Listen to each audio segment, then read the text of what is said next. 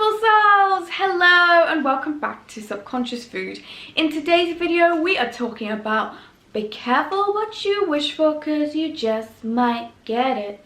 Don't at me, okay? I'm not auditioning for the X Factor, but that song has been in my head. If you're new to the channel, Subconscious Food gives you the tools, techniques and tips to empower you to live your most happy, fulfilled and abundant life. If you haven't already subscribed, do go ahead, click the subscribe button, turn on your bell notifications to get notified every time I post a new video. Let's get straight on to the video. So this song has been in my head since yesterday and was a massive part of the inspiration for me to do this video for you guys today. I think it's a really valid song, of course, Pussycat Dolls. Comment down below which of the Pussycat Dolls songs were your favourite.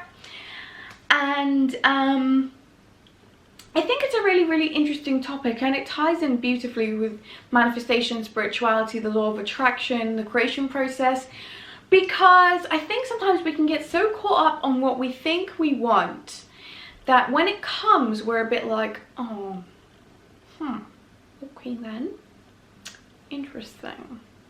And sometimes we take certain actions that make us arrive and experience certain circumstances, and when we're there we're a bit like, ookily dookily, what now? So from my own personal experience, remember a couple of years ago, maybe a little bit more than a couple of years ago, I was searching for a job and got an interview for a company that was quite well known within the space, and I was actually interviewing for this particular job, but when they saw me they really liked what I had to offer and they wanted me to interview for a different role instead with a different manager. So I went through that whole process even though I knew inside that that's not a role I wanted to do.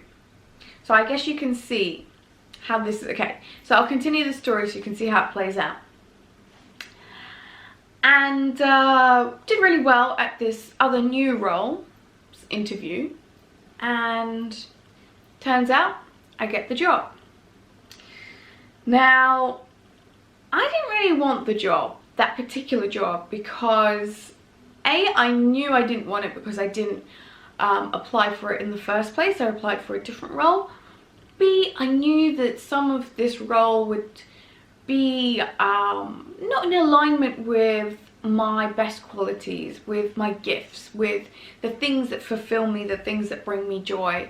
And I had already experienced a similar role in the past, and though I was good at it, and hence why they wanted to have me on board, I knew it wasn't something that was sustainable necessarily mentally, because there was a lot of pressure. It's a high pressure job and it needs a certain type of individual to be able to be really good at it and to be able to maintain that level of energy, maintain that level of focus.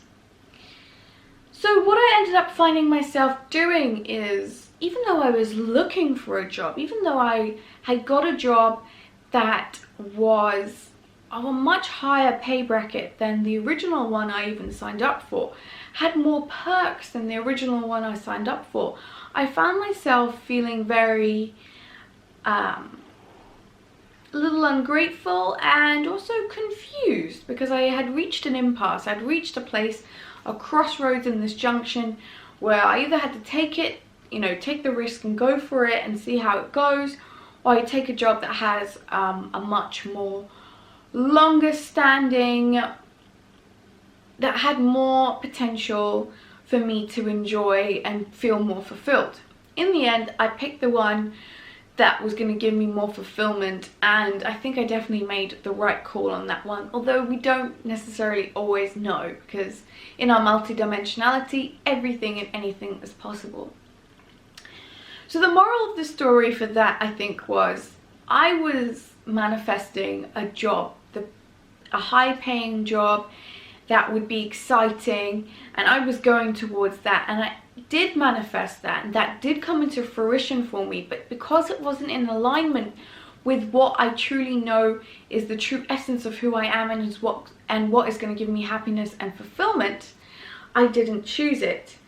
So the purpose of this video is to explain that even if you are manifesting and going for and thinking about hordes and hordes and hordes of cash or money or prosperity, but the things that you have to do in order to get that amount of money, if those things are not in alignment with who you truly are, the experiences that you wish to have, then you need to make sure that you be careful what you wish for, because you just might get it. And you might be in a position like where I could have been, where I would have been very unfulfilled, very unhappy, on more money, but probably very, very stressed out.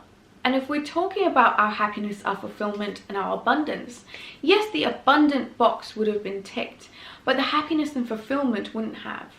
And I know each of us have experienced a time where you think you want something, but actually when you have it, you don't, you are not in the awareness, you're not in the consciousness, you're not in the place to actually even receive that joy. And when we experience stress and sadness and unfulfillment, guess what? We get more of those things in return.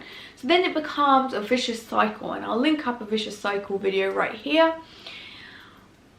But the moral of the story is, in order for you to find out and make sure that what you want is in alignment with the experiences you wish to have, you simply have to ask yourself the question.